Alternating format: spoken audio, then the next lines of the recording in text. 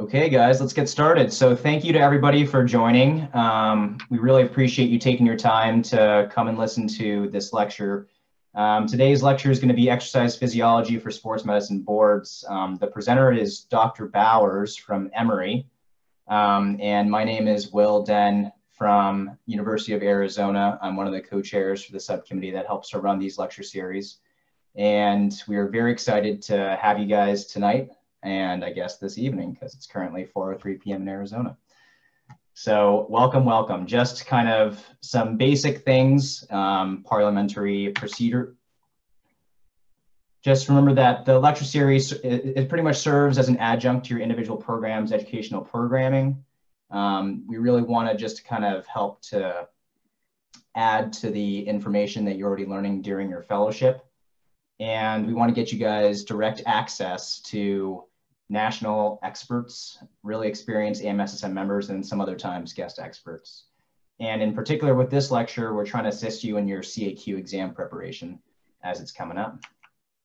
So please keep your device's microphone muted and make sure your video is off, unless you're Dr. Bowers. And I will continue to look throughout the chat for any sort of questions that you guys might have.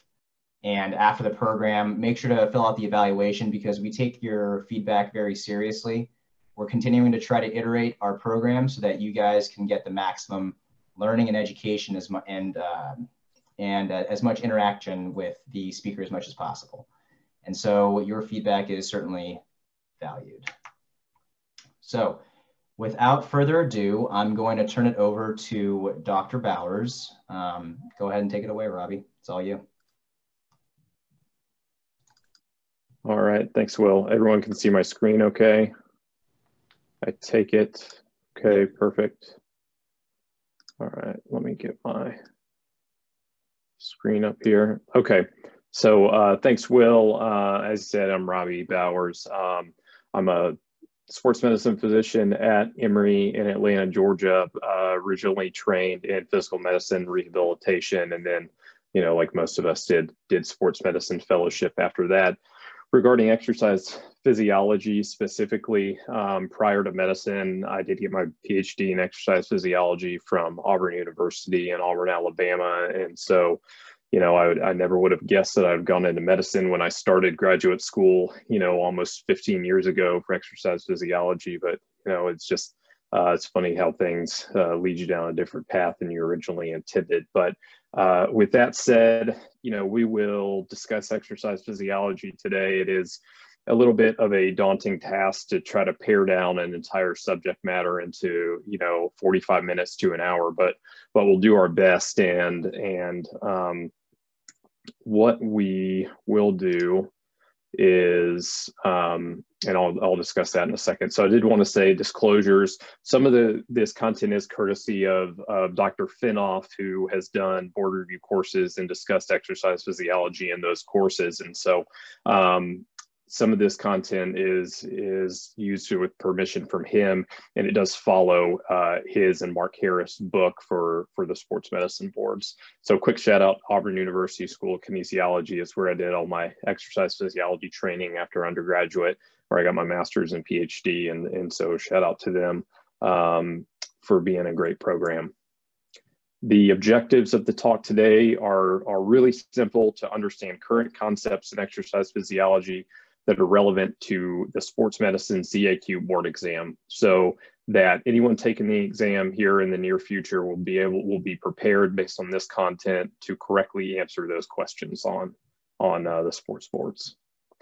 So as far as supplemental reading goes, this talk and the content in it does follow fairly closely the Harris and Finoff Sports Medicine Board Review book. So reading chapter 3 in that book will be a good supplement to today's talk. So our outline, 3 main things we're going to focus on. We're going to focus on muscle anatomy and physiology, energy systems, and then adaptations to exercise. So we'll first begin with muscle physiology. It's just a simple cartoon just to show the breakdown of the muscle from an anatomical standpoint. You have the full muscle here that is going to be surrounded by the epimysium. Within the muscle, you have individual fascicles, which are surrounded by the paramecium. And within each fascicle, you have muscle fiber cells that are going to be surrounded by the endomecium. And then those muscle fiber cells then break down further to the smallest, or the contractile units, which are the myofibrils, and then sarcomeres, which are the smallest contractile units. And within both, we'll have actin and myosin, which we'll discuss further. So muscle physiology, like I had discussed previously, these are going to be long cylindrical muscly nucleated cells with a cell membrane known as the sarcolemma and cytoplasm known as the sarcoplasm. As previously discussed, the endomecium is going to surround each muscle cell, continuous with the sarcolemma, the paramecium around the fascicles, and the epimecium around the surface of the muscle. As far as innervation is concerned, each muscle cell is innervated by a single alpha motor neuron. An alpha motor neuron can innervate multiple muscle cells, but each individual muscle cell is only innervated by one alpha motor neuron. And the motor unit is known as a single alpha motor neuron in all of the muscle cells that it innervates. And all of the cells of a motor unit, every muscle cell within a motor unit is going to contract together. This is the all or nothing principle. So if you see all or nothing principle related to exercise physiology, it means that all muscle cells within the motor unit has to contract. It's not some contract here and some there. It's all or nothing for each motor unit. So myofibrils are going to be the contractile units of the muscles found in the sarcoplasm. We're going to have two myofilaments. You're going to have the thick myosin myofilaments and the thin actin myofilaments. So actin has myosin binding sites, and so the myosin heads will bind into actin and then allow for a contraction. Let's move forward. So within each sarcomere, and so the sarcomere is going to be the smallest contractile unit here. And then how does the sarcomere break down? You have a Z line on either side of the sarcomere, as you can see on the picture here. Actin, which is the thin or white filaments here, are going to attach to the Z line. The M line is the middle of the sarcomere, and myosin is going to attach to the M line. You have an A band, as you can see down here, bracketed in. The A band is going to be the dark band, and it contains actin and myosin, so you think the dark band contains both, as if it's filled in more. And then you're going to have an I band, as you can see here, which is just going to contain actin. You think of I band as the light band, as it's less filled in and just filled in with actin. So during a muscle contraction, the I band is going to get smaller, where the A band is going to stay the same size. You also have an H zone, which you can see bracketed here, which is the middle of the A band. It only contains myosin, and it gets smaller as well. So if you had a question listing these different areas and saying which ones get smaller with contraction, the I band gets smaller with contraction, the H zone gets smaller with contraction, while the A band stays the same size. So here's just a different cartoon. It shows you the same thing. It shows what areas will stay the same size and which ones will contract down. The only thing we're missing on this cartoon is the H zone, but the H zone, which would be between the two blue lines right in the middle, is going to get smaller, as you see in the second picture here. So muscle contraction, with the sarcomere at rest, you're going to have low calcium in the sarcoplasm. You're going to have the troponin and tropomyosin complex, which are covering the myosin binding sites on the actin. So with a sarcomere during contraction, the alpha motor neuron is going to release acetylcholine.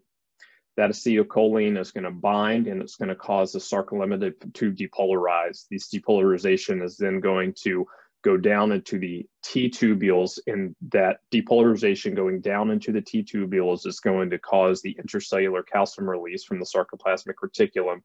That calcium is going to bind to troponin, which is going to cause a conformational change in tropomyosin to roll off of the binding myosin sites, the myosin binding sites on the actin.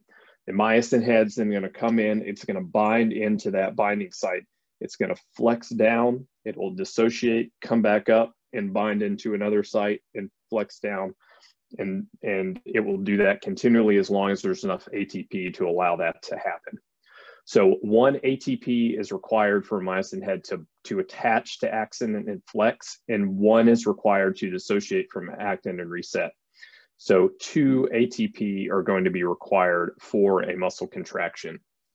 And so anything that is more high yield through the talk, I'll point this out here, I have highlighted in red. Certainly not everything that you need to know, but some of the more high yield concepts that we've seen questions before will be highlighted in red here. So again, 2 ATP are required for muscle contraction. 1 is required for the myosin head to bind to the actin and flex, and 1 to dissociate so that it can bind again.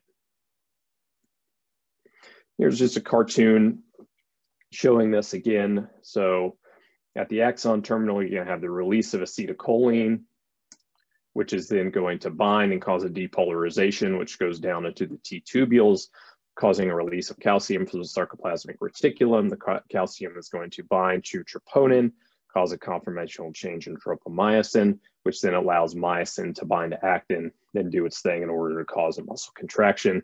And as acetylcholinesterase breaks down that acetylcholine, the calcium will be taken back up into the sarcoplasmic reticulum, and the troponin tropomyosin complex will roll back on top of those binding sites so that further contraction cannot occur and the muscle will go back to rest. Okay, all right, so the next thing that we're going to talk about are the muscle fiber types. And so there's 4 main muscle fiber types, 3 that actually occur in humans. And so the first muscle type, there's going to be your slow twitch muscle fibers, or type 1. You're going to have type 2A, which are fast twitch muscles. So type 2 in general are going to be your fast twitch muscles. Type 2A is kind of mixed, oxidative and glycolytic. And type 2X is going to be more fast, more purely glycolytic. However, they're not totally glycolytic. So type 2X there's still a little bit of a mix. In smaller mammals, you'll get the pure type 2B fast twitch muscle fibers, which are purely glycolytic. However, those don't occur in humans. And so humans type 1, type 2A, and type 2X. And so that we see here, as far as contraction time, the type 1 are going to be your slow twitch muscle fibers, type 2A are your fast twitch, and 2X are going to be very fast. Where type 2A and type 1, you'll have higher oxidative capacity. That's going to be low in the type 2X.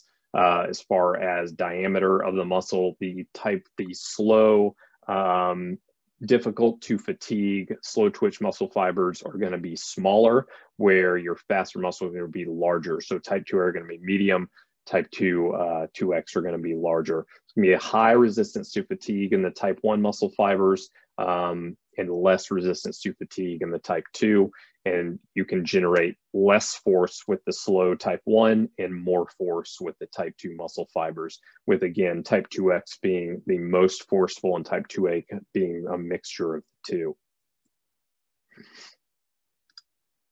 And so here it just is to bring in a little illustration for type 2B as well. And so the continuum would be type 1 slow twitch, type 2A fast twitch, 2X fast twitch, and type 2B fast twitch. And those type 2B fast twitch are going to occur more in smaller mammals and do not occur in humans. And so again, just an illustration here of the type 1 slow twitch fibers, which are going to dominate for more longer distance, the 2A fast twitch oxidative glycolytic fibers, which are going to be dominant in something like a 400-meter run or an 800-meter run, and your type 2B, which should be 2X here for humans, are going to be your short sprints, fast twitch glycolytic fibers.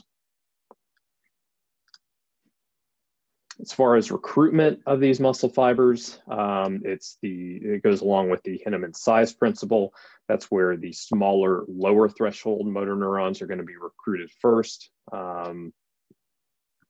And these innervate the type 1 or slow twitch muscle cells. The larger, higher threshold motor neurons are recruited if more force is required, and these innervate the type 2 muscle cells. And you see this in this little graph off to the side, as you begin with the slow twitch muscles, or the slower motor units that are recruited first, and those will move up along the continuum to eventually type 2A, type 2X fibers. The exception here is going to be if you're doing a quick fast plyometric type of activity, type 2 muscle cells are going to be recruited first in those fast, high velocity activities. So that'll do it for a quick run through muscle physiology and the different types of muscle fiber types. We'll move on to energy systems now. So the three primary energy systems are the ATP phosphocreatine system. Anaerobic is going to be the glycolytic system, and aerobic is going to be your oxidative system. All three energy systems are constantly utilized. The percentage that each will contribute will change based on the type of activity that you're doing. So the first, the ATP phosphocreatine system, this is going to be your main energy system for maximal exercise lasting up to 30 seconds. This is where you're going to get a phosphate from phosphocreatine. And so the phosphocreatine is going to be acted upon by creatine kinase. It's going to cleave that phosphate from the phosphocreatine, add it to ADP in order to form ATP for energy and for muscle contraction. So most of the phosphocreatine that would be used for one of these 30-second or less than 30-second activities can be regenerated after 3 minutes of rest. So if you're doing a maximum activity, a 5-rep max lift, and you're wondering about the appropriate amount of rest time needed so that you have the maximum amount of your energy system, phosphocreatine system restored, you really need about 3 minutes of rest for that. But you don't need to take much longer than that. Your second energy system, going into more anaerobic or glycolysis, this is going to be your primary energy source for exercise lasting 1 to 3 minutes. Here we have metabolism of glucose and glycogen down to pyruvate via glycolysis. And so I don't want to bring back any bad memories for anyone from med school or undergrad and different biochemistry courses, but we will briefly talk about glycolysis and the Krebs cycle and oxidative phosphorylation. It's not something where we have to know every step like we did in the past, but it is something that to just know where these different things fit in this conversation. So no oxygen is required here. So if you go into glycolysis with a molecule of glucose, you're going to yield 2 ATP. If you go in with glycogen, you're going to yield 3 ATP, and we'll discuss briefly just here in a second why that is. So in the presence of oxygen, so the last thing you form in glycolysis is going to be pyruvate. In the presence of oxygen, that pyruvate is going to proceed into the aerobic energy system for further metabolism. If pyruvate is created faster than it can be metabolized, or if it's created and you're in a low oxygen environment, that's going to be reversibly converted to lactate in order to prevent that excess pyruvate accumulation. This is going to be catalyzed by lactate dehydrogenase. And then again, if this will happen in a low oxygen environment, if there's not oxygen for that pyruvate, then go into the oxidative system, then it's going to build up and that will be converted to lactate. And a quick note, we'll discuss this later. It's lactate. It exists as lactate in humans and not as lactic acid. So the appropriate term is going to be lactate. And the rate limiting step of glycolysis is going to be phosphofructokinase. This is something that might pop up on the test. So just something to remember that PFK enzyme is the rate limiting step.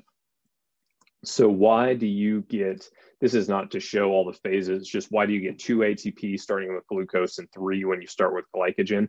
It's this first hexokinase reaction. So you go in with glucose, you require an ATP in this hexokinase reaction to create glucose 6-phosphate, where when you start with glycogen, you don't need that first ATP in this first reaction. And so when you come out of it at the end, you'll yield 2 ATP from glucose because you have to use an ATP in this first step where you don't with glycogen, so you'll yield 3 ATP. So something to remember with glycolysis, again, 2 ATP yield with glucose and 3 with glycogen.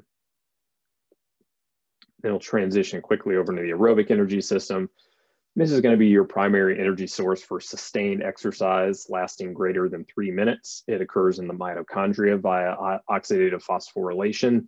And oxidative phosphorylation has 2 parts. One is the Krebs cycle Again, not trying to bring back any bad memories, and where the Krebs cycle, the byproduct here is carbon dioxide, and the electron transport chain where your byproduct is water. This is going to produce 36 ATP per glucose molecule. So the net ATP from glycolysis and oxidative phosphorylation is 38 if you're beginning with glucose, or 39 when you're beginning with glycogen. So again, those are important things to remember. Your ATP yield after glycolysis with glucose and glycogen, and your ATP yield after going through oxidative phosphorylation with glucose and glycogen being 38 for glucose and 39 for glycogen. And again, this is just a diagram showing all the steps. This is just to show, again, not something where we have to know all the steps for the purpose of sports medicine boards, but just an illustration of these cycles. One thing we'll mention again is beta oxidation, when you break down fatty acid into acetyl-CoA and bring that into the Krebs cycle through fat metabolism. We'll discuss that briefly as well. So as I mentioned, fat is also metabolized in the mitochondria. This is where triglycerides are broken down into glycerol and 3 free fatty acids by lipolysis. These free fatty acids will enter the mitochondria and are converted to acetyl-CoA through beta oxidation. And this acetyl-CoA is then metabolized in the Krebs cycle and goes down into the electron transport chain. And so you'll see here that net ATP produced from free fatty acid metabolism is far greater than for glucose, such as 129 ATP for 1 palmitic acid molecule. And so this is where some people will get hung up and say, well, why don't we attempt to use fat as our primary fuel source in athletes? And the reasoning for that is just the speed at which fat can be mobilized and metabolized versus carbohydrate. And so it's just a much slower process. And so you can, if you look at the physiology, that it makes sense that you could put, say, an ultra endurance athlete on a ketogenic diet with fat as the primary fuel source, and they can be able to maintain elite performance on that diet. And that's because they're going to do long, slow, constant speed exercise, where that slow metabolism of fat can still provide the fuel that they need for peak performance. Whereas really anything faster than that, even a long cycle that's going to require breakaways and intermittent kind of speed bursts within, you still want to have carbohydrate as your primary fuel source, and have your carbohydrate reserves there for in order to have that. And then certainly for more speed athletes require carbohydrate as well. And so I put in this just little sidebar, probably not something they're going to ask on the sports medicine boards, but just respiratory exchange ratio and respiratory quotient is something to understand as far as the preferred substrate utilization, that just shows you that at different exercise intensities, what energy substrate is preferred. So a respiratory exchange ratio, what it is, the ratio of CO2 produced to oxygen consumed. And so when that ratio is lower, when you're producing less CO2 from the oxygen consumed, that's more of an exercise intensity that you can sustain for longer periods of time. With a respiratory exchange ratio of 0.7, you're at 100% fat utilization. Whereas when your exercise intensity increases and you start producing more CO2 as you get into more glycolysis, and you get to exercise intensities that you can't sustain for long periods of time, where that CO2 produced to oxygen consumed is more of a 1-to-1 ratio, you're at 100% carbohydrate utilization. So just based on exercise intensities and CO2 produced to oxygen consumed at higher intensities, it's just, the physiology is what it is, that carbohydrate is the preferred energy substrate at that point. So that was a quick run through the energy systems. So we have some time left. So a chunk of this is going to be these adaptations exercise. So we'll go through here and remember, for any of these things, if I'm going through them too quickly or you have questions, feel free to throw a question into the chat and we'll discuss it at the end. So beginning with adaptations to exercise. So with aerobic exercise, we'll kind of break these down and go through. You're going to have increased resting and maximal stroke volume. Your left ventricular wall thickness is going to increase in internal diameter.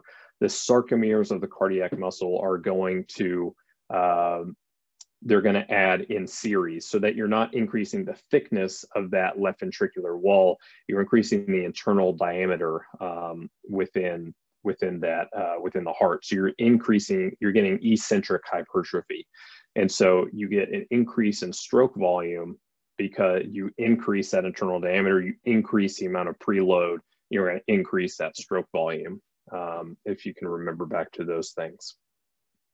So, I guess at the same time, we can discuss that resting heart rate will go down. We'll discuss this in the next slide, but you'll get cardiac output's not going to change, but with aerobic training, you can increase stroke volume. And so cardiac output, heart rate times stroke volume, when you increase your stroke volume because of aerobic and exercise, your resting heart rate is going to decrease. Also, you'll see an increase in blood volume. You're going to see this mainly due to increased plasma volume and the number of red blood cells. There is this pseudoanemia that you can get if you more increase in plasma volume than red blood cells. You're not truly anemic, but it may look that way. You're going to get an increase in muscular capillary density. So this is just to be able to increase blood supply to the exercising muscles, so the muscles can extract oxygen to increase that capillary density. Also, you're going to increase the oxidative capacity of these muscles. Oxidative phosphorylation of aerobic metabolism occurs in the mitochondria, so you're going to get an increase in the size and number of mitochondria. You'll increase your oxidative enzymes. You're going to increase in fat metabolism and fatty acid transport. This is going to be glycogen sparing. And then you're also going to increase your arterial oxygen extraction. So you'll increase your arterial venous oxygen difference. So your ability to extract oxygen from the arterial side will then result in a bigger difference in the amount of oxygen that's in the venous side. And then you're also going to increase your rate of pyruvate metabolism due to increased oxidative enzymes. So what are we going to have decreased with aerobic exercise? So your resting and submaximal exercise heart rate are going to decrease. So your max heart rate will stay about the same. The rough estimate is 220 minus age is the rough estimate of your maximum heart rate. That's going to stay fairly constant. However, your resting and submaximal exercise heart rate are going to decrease. And this allows you to, that way you'll have a larger gap between that resting heart rate and your maximum heart rate as heart rate increases linearly with exercise. You're going to have decreased systolic and diastolic blood pressures, decreased glucose and glycogen metabolism. Again, we're going to be glycogen sparing with aerobic training. You also have decreased lactate production. You'll have those higher oxygen environments, the ability to take that pyruvate and shuttle it into the aerobic system and not have that lactate production. And you're going to get no change in resting cardiac output. So again, to kind of harp on this, you have no change in resting cardiac output. That's not going to change. Your stroke volume is going to increase. Your heart rate is going to go down.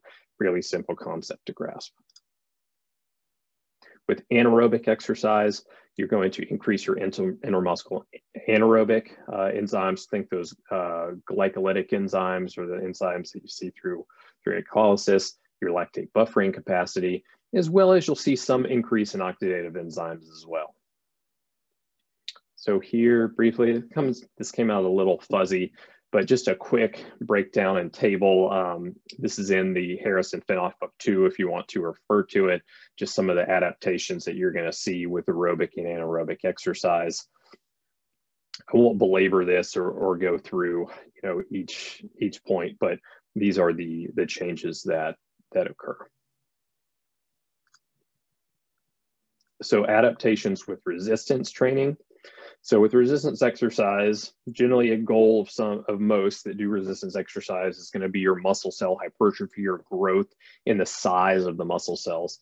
This takes 6 to 8 weeks. However, your increases in strength do not take 6 to 8 weeks. You can see increases in strength fairly quickly within just the first couple weeks after beginning resistance exercise. And this is going to be due to improved motor unit recruitment or these neural adaptations that you might hear discussed. And so anything with a new exercise or different resistance training program, increases in strength with that new program in the first 6 to 8 weeks is more due to neural adaptations than it is due to muscle hypertrophy. And then there is no substantial evidence supporting muscle cell hyperplasia or the increase in muscle cell number in humans. So growth in muscle size in humans is going to be due to hypertrophy and not due to hyperplasia. And this is something that questionably could have been starred or put in red, that it's due to increases in muscle size or due to hypertrophy and not hyperplasia in humans. So resistance exercise again, so endurance exercise does not enhance strength gains from resistance exercise, but resistance exercise does improve endurance exercise performance. And I think this is something that's important to remember for endurance athletes is resistance exercise can help their performance. And the way it does that is generally through their economy. So we know that in runners that train and do resistance training improve their running economy. And so that's the, there's a wealth of literature out there that will show that. So the way that resistance training helps endurance athletes is through their economy, whether, regardless of which exercise it is, but where we see a lot of that data is in runners. So resistance exercise, it's going to increase. So if we talked about the increase in the size of the heart with endurance training, that was increase in sarcomeres and series, increase in the internal diameter of the heart, in the left ventricle. With resistance training, because as you're doing the resistance training, you're going to increase your afterload and you're going to get some increase in left ventricular wall thickness and have some of that left ventricular hypertrophy. So it's no change in internal diameter as you see with aerobic training. So we will see increases in left ventricular wall thickness and mass. Like we'll see increases in bone mineral density, which we know of, increases in ligament and tendon strength, collagen content, anaerobic energy stores, and anaerobic enzymes. We'll see decreases in capillary and mitochondrial density.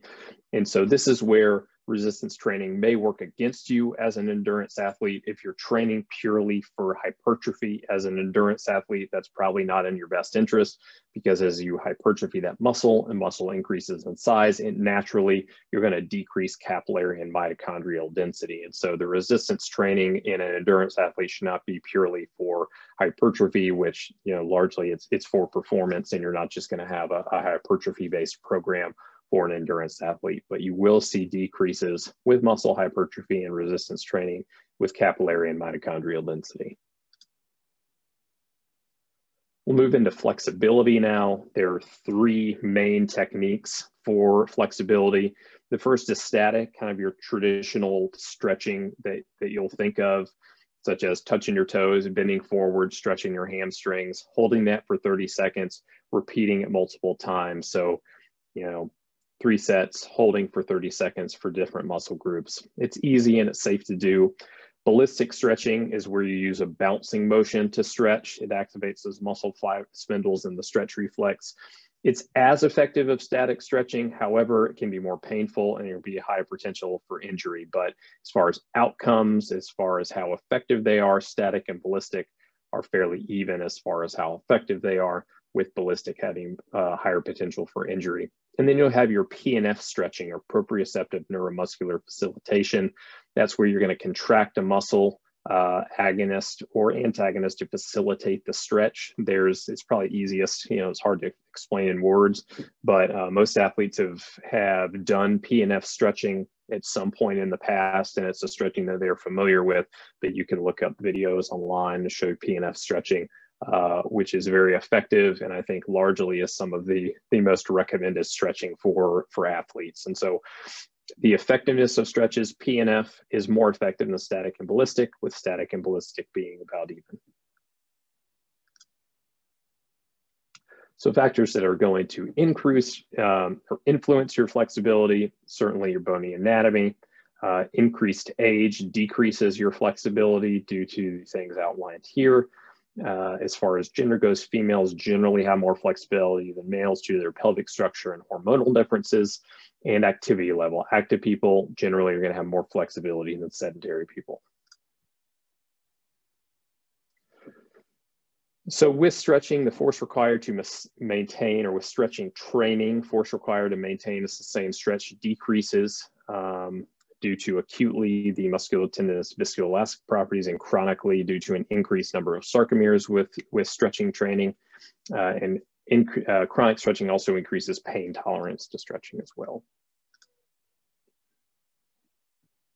So static stretching performed, so this concept I think is fairly well known by this point, but in power athletes, strength athletes, static stretching performed immediately prior to this activity can inhibit performance. So in our plyometric athletes, our sprinting athletes, our athletes who require high force, doing static stretching prior to the event is not the way to go. This is where we recommend these dynamic stretching or dynamic warm-up routines, which are not going to have the inhibitory effects that static stretching has. So athletes in your clinic, ask the sports med doctor, what should I do beforehand? Static stretching isn't really the thing to recommend at this point. It's these dynamic stretching and warm-up programs that are generally what to recommend at this point. We'll move into some lactate kinetics now. Talk about a few more of these adaptations to exercise. So at rest and during low intensity exercise, blood lactate levels are low and they remain relatively constant. As exercise intensity increases, lactate will gradually begin to accumulate. And then as intensity continues to increase, anaerobic metabolism is going to become the predominant energy source. Once you get into higher exercise intensities, you really increase your oxygen consumption, you're starting to get towards your max. You're creating CO2 through glycolysis, and pyruvate is building up. You can't shuttle it into oxidative phosphorylation, and you start building up more lactate. And so this generally is going to be called the lactate threshold. Anaerobic threshold is something that's a little bit fallen out of favor because there is still some aerobic going on. So the lactate threshold is what we'll refer to this as. And it's really at the point, it's at the exercise intensity where the lactate levels really begin to skyrocket. And at that level, you can't maintain that intensity of exercise for a long period of time. This generally will occur about 4 millimoles per liter of blood lactate. And this will change in trained versus untrained individuals. And so in untrained individuals, we'll see this at 50 to 60% of their VO2 max, or their maximum capacity to extract and use oxygen. And in trained individuals, we're going to see this more at 80 to 90% of your VO2 max. So lactate threshold is trainable. So say you're untrained, your lactate threshold begins at 60% of your VO2 max. Well, we know what part of your maximum begins. So you put together a training program where you're going to train just below your lactate threshold. As you train there and build up your endurance, your lactate threshold is going to change. And so you can change your lactate threshold. And also regarding lactate, so lactate, or what many people refer to as lactic acid, saying we need to flush out that lactic acid. It's causing muscle burn, it's causing muscle soreness. We've known for a long time that this is not the case. I'm not sure why this myth just can't die. Even when I'm on the Peloton at home and you're doing a workout and the trainer talks about, that lactic acid is building up, we need to flush it out, which is just, not even close to being correct. It's still is out there, and I think the lay public just generally, that's what causes soreness and what causes muscle burn, and that's not the case.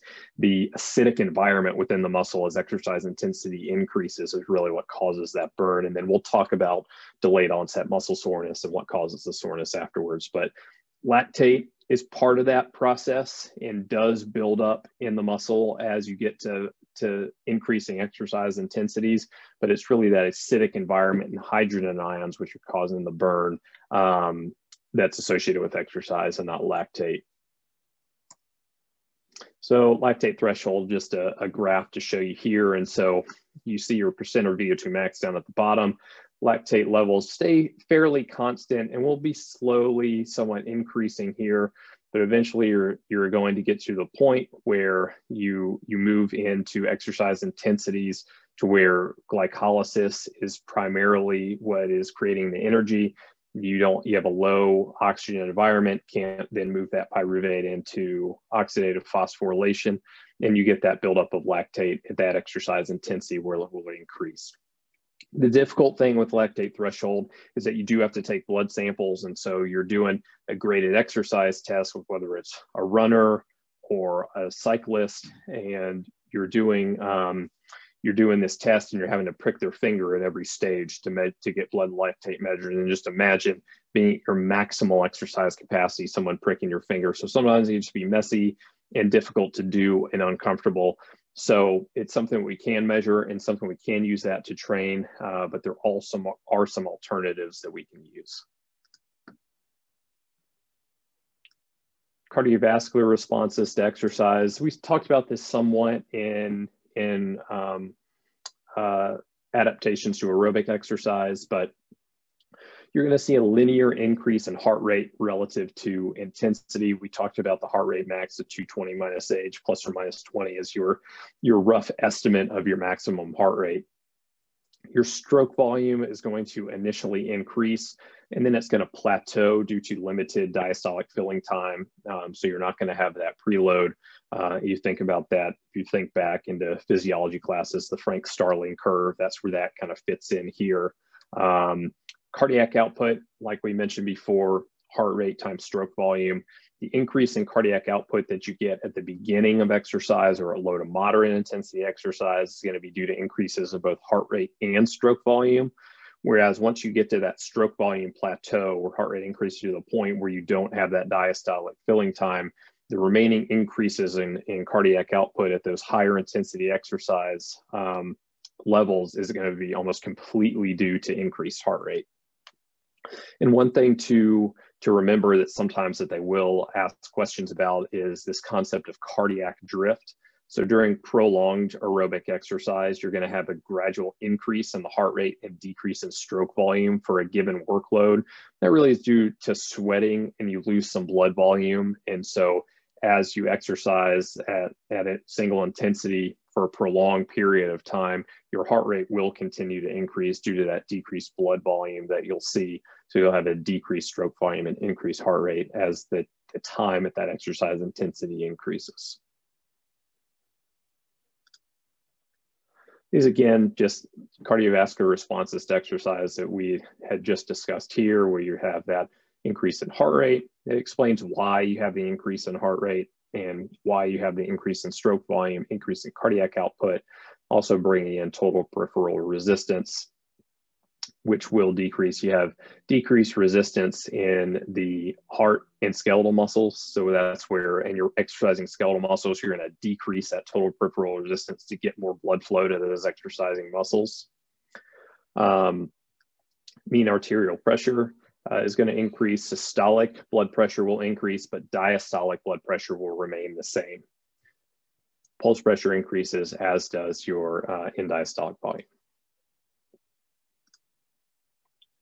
So these are blood flow changes that occur with exercise. And so just a quick cartoon. So this is at rest, and with strenuous exercise, you see what your cardiac output is, around 5 liters here, around 17.5 liters per minute here.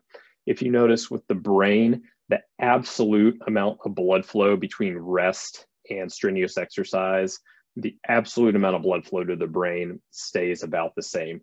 the percent of cardiac output that goes to the brain will be less, but it still gets that absolute amount of blood flow that it needs. If you look at blood flow to the heart or to supply the heart, you'll see here you do have an increase in absolute amount of blood flow that goes to the heart, but that percentage of cardiac output stays about the same between rest and strenuous exercise.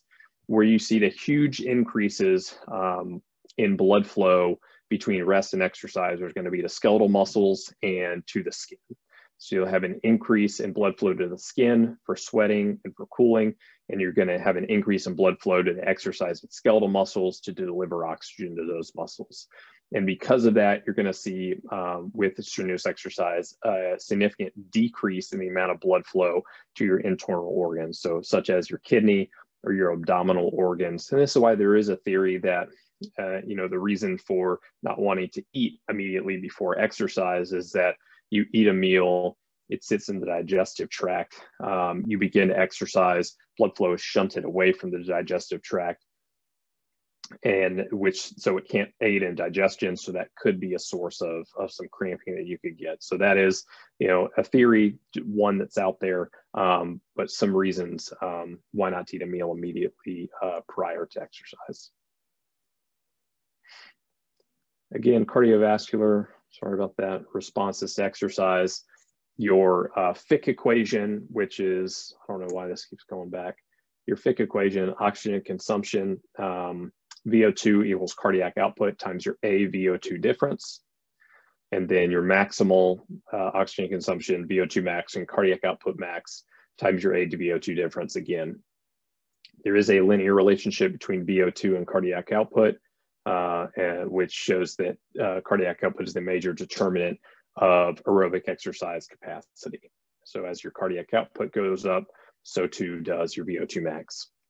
And your VO2, something to remember, VO2 is trainable due to increases in stroke volume and oxygen extraction and lower resting heart rate. So as you train, you have increase in stroke volume, increase in your ability to extract oxygen, lower your resting heart rate, which is going to allow you to have a higher VO2 max or to increase your VO2 max with aerobic exercise training.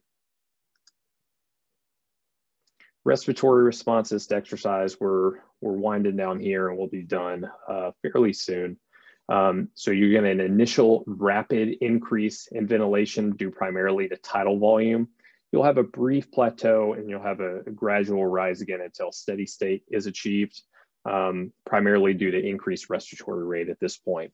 So with submaximal exercise, you will have a linear relationship between ventilation and VO2. And this is what I had discussed previously. This graph does annoy me to an extent because it says lactic acid instead of lactate, so disregard that. But I talked about how lactate threshold and what they're referring to as anaerobic threshold here, but this is lactate threshold. It's difficult to measure just because you're having to get blood samples as the athlete is exercising. And so one thing that generally follows about the same pattern as lactate threshold is ventilatory threshold. So it's much easier to measure ventilatory gases than it is to measure blood lactate. So you can train your ventilatory threshold and that will generally should affect your lactate threshold as well. And so your ventilation goes up with your VO2 and with exercise intensity until you get to the point where you don't have that linear relationship and your ventilation is going to shoot up. And that's due to when you transition into primarily glycolysis as how you're getting your energy, you're creating a lot of CO2 and you're having to blow off more of that CO2. So your ventilation is increasing to blow off that CO2. And that's why you see that rapid increase. So the exercise intensity where you break away from that linear relationship VO2 with ventilation and see that sharp increase in ventilation is known as your ventilatory threshold. And so at that exercise capacity or exercise intensity, you can train just before that. So training just below the intensity where you can no longer sustain it. So your maximum sustainable exercise intensity training there will allow you to train that ventilatory threshold and lactate threshold. So again, just your ventilatory responses to exercise, where you see prior to here, even in knowing that you're going to exercise, before your exercise, sometimes you'll see an increase in ventilation before you even start exercising, just in preparation for it. And initially, you'll see that sharp increase in ventilation. It'll follow a kind of a linear rate. And then as you get to steady state with your exercise intensity and with your VO2, so will your ventilation begin to level out as well. So these are the last things we're going to discuss: endocrine responses to exercise. So testosterone is increased after resistance exercise. This increase in testosterone will be enhanced by shorter rest periods, so 1 minute rather than 3 minutes. Less intensity but higher volume, so 10 rep maxes rather than 5 rep maxes, and exercise lasting longer than 20 minutes. Anaerobic exercise will temporarily increase testosterone, and endurance athletes generally have lower than normal resting testosterone levels. Growth hormone generally follows the same pattern with resistance exercise as testosterone does, but it also increases following aerobic exercise. Insulin, which we know is a storage hormone, that's going to decrease during exercise. You're not going to be trying to store glucose during exercise. It's going to increase for 20 to 60 minutes immediately following exercise as you're trying to replenish your glycogen, and then you will have prolonged increase in insulin sensitivity following exercise. And then cortisol levels, they increase after resistance training and prolonged aerobic exercise above 70% of your VO2 max. The immune system in its response to exercise. So you will see reduced mucosal IgA, reduced leukocyte counts, and reduced natural killer cell numbers at high intensity of exercise. So before we talk about this last aspect, because of that, at high intensities, you will see increased upper respiratory infections in endurance athletes due to decreased mucosal IgA and the other things we mentioned at high intensities. However, you will also see a reduced incidence and infection in previously sedentary individuals. So in previously sedentary individuals that begin to a low to moderate intensity exercise program, you will see a reduced number of infections in those individuals. However, at higher intensities in these higher intensity athletes, you can get increased URIs and altered immunity for 3 to 72 hours after high intensity exercise. Last topic we'll discuss: delayed onset muscle soreness due to high force, unaccustomed eccentric. So what will cause that soreness is more eccentric contraction than concentric contraction. This will begin 6 to 12 hours after the exercise, peak at 2 to 3 days, and resolve by 5 to 7 days after the exercise. And the reason that this occurs is you do have this microtrauma in the muscle. With this exercise, the repair for that requires inflammation. That inflammatory phase, peaks at about 2 to 3 days after the exercise, and that's why you get your delayed onset muscle soreness is due to the microtrauma. It is not due to lactic acid, as we mentioned previously. So all of these are a lot of bullet points here. The main thing to kind of take away from this with eccentric muscle contraction cause, so creatine kinase levels or leaks from muscle cells into the plasma and attracts monocytes within 6 to 12 hours after the exercise. So that's why you can start to feel some soreness around 6 to 12 hours afterwards.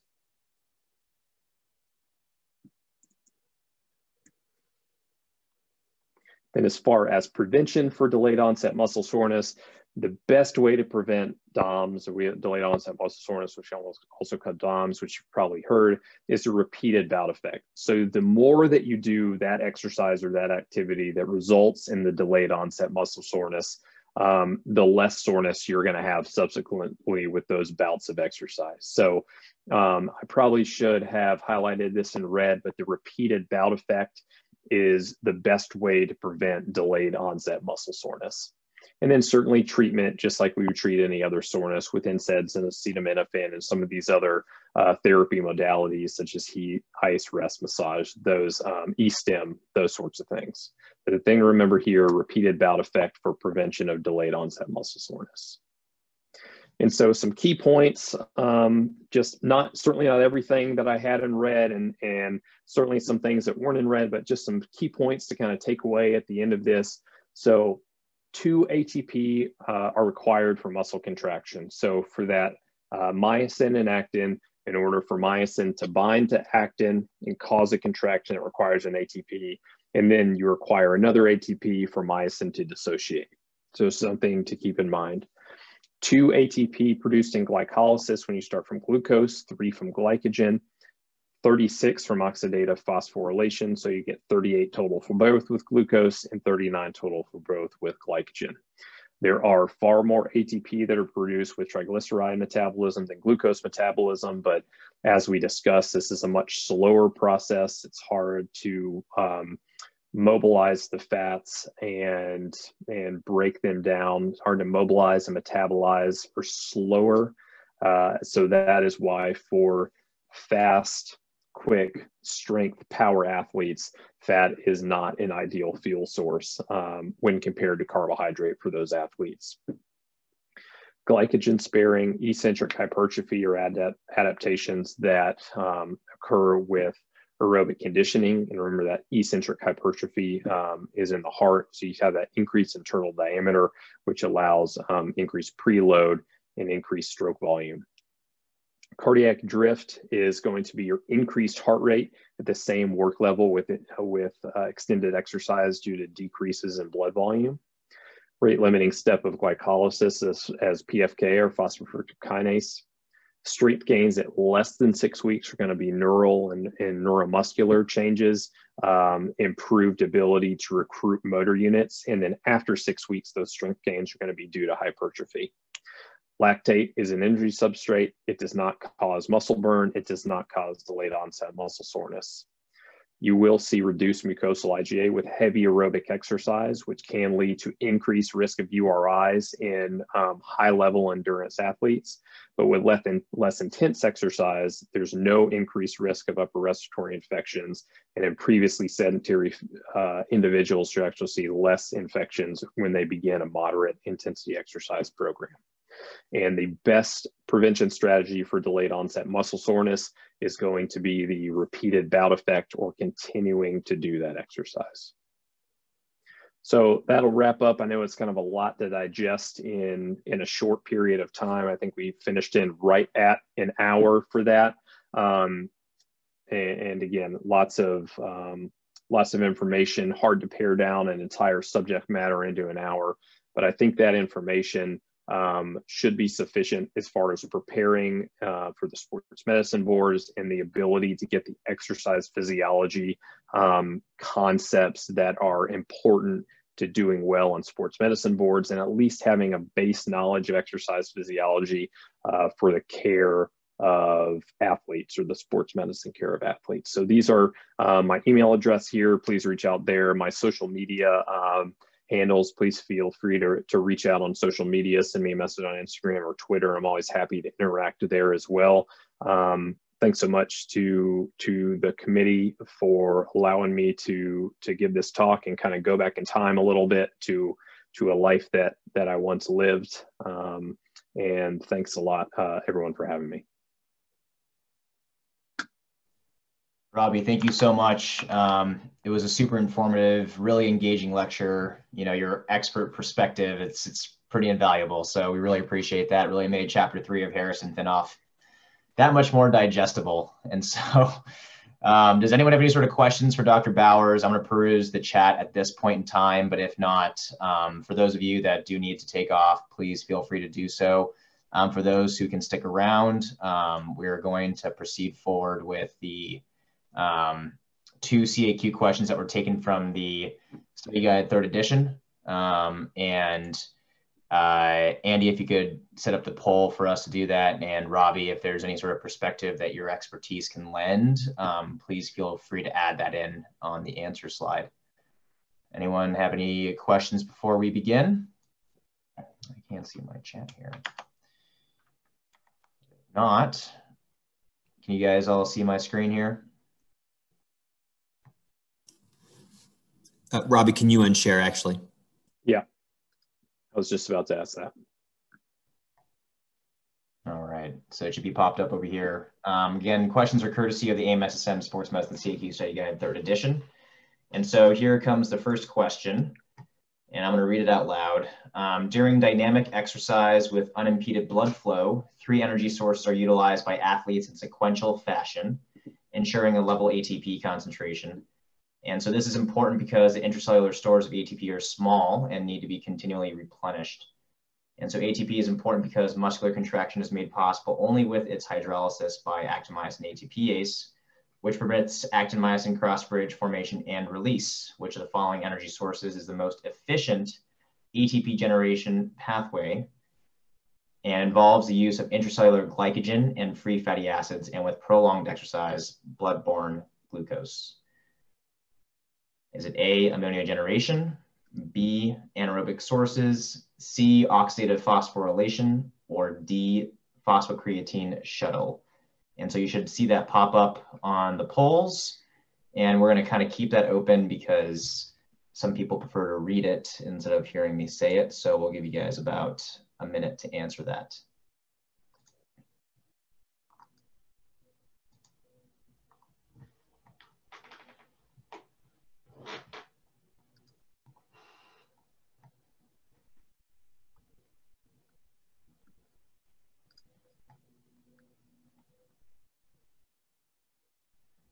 And we'll close the poll in 15 seconds.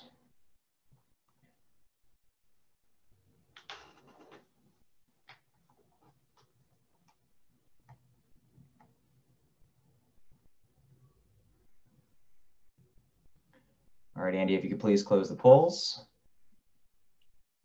Awesome. You guys all got the answer. Robbie, if you wanted to comment on the answers, that'd be great. Yeah, that one was straightforward. It's just really what's the most, effective way to create ATP, really, as far as breaking it down and through oxidative phosphorylation. So that's a slam dunk for the most part. Yep. I don't think there's too much controversy about that one. So we'll move on to the next question. This one is: a cyclist is performing a progressive exercise test on a cycloergometer, and he has started a workload of 100 watts and is progressing in 50-watt increments every 3 minutes. So you're measuring a lactate at the end of each stage with a handheld lactate meter by taking blood samples from his fingertip.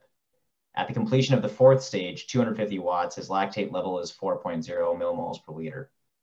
So what can you tell him about this result? A, his first lactate threshold, LT1, occurs at a power output of 250 watts. B, his maximum oxygen uptake, VO2 max, occurs at a power output of 250 watts. And C, his maximum lactate steady state occurs at a power output of 250 watts.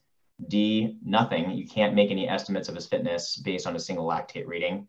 Or is it E, you have established a reference point that can be compared to future efforts to assess changes in his fitness level?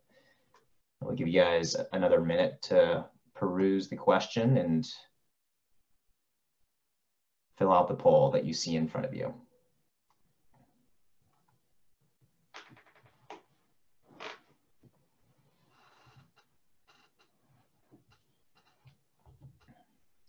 This one may be a little tricky just based on the information that I had in this talk, but we will see. It is a little tricky. I found myself quite confused at first when I was going through it. No one has fallen for the trap yet.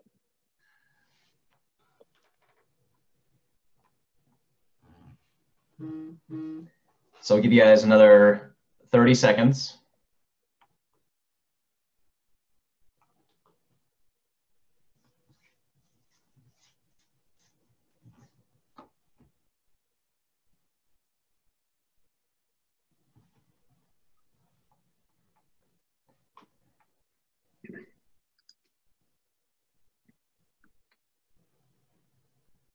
All right, so we're going to close the polls right now.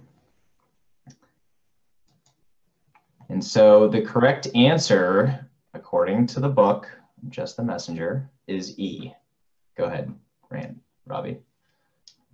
Yeah, I mean, I agree with it. I mean, based on what I presented, kind of the level that you'll think of lactate threshold kind of commonly occurring is 4 millimoles a liter, but you can't, with only one level, you can't say that this is his lactate threshold. So I think the first answer, A, is kind of a trap to fall into. So if you see that 4 millimole per liter, be like, ooh, that's his lactate threshold. That's not the case. But it's not that you can't make any estimates of the fitness, because you can use it as a reference point. So you can say this is where your lactate level is for this workload, and then you can try to train just below that. And as you go through, your endurance training protocol, you can then test your lactate levels again and see where you are again at that 250 watt work level. So it does create a point of reference.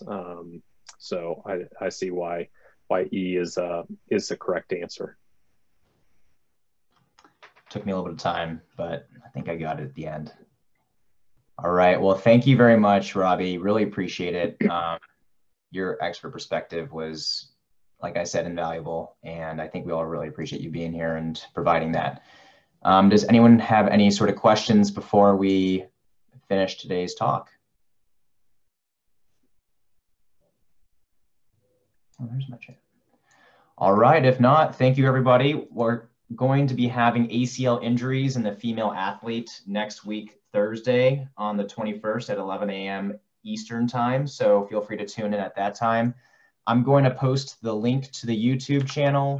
It has the playlist for the National Lecture Series, and it's going to take you through all the recorded lectures that we've done so far. If not, feel free to Google AMSSM YouTube channel, and you'll be able to see all the videos that have been posted and a lot more educational tools as well. So again, thank you again so much, Dr. Bowers.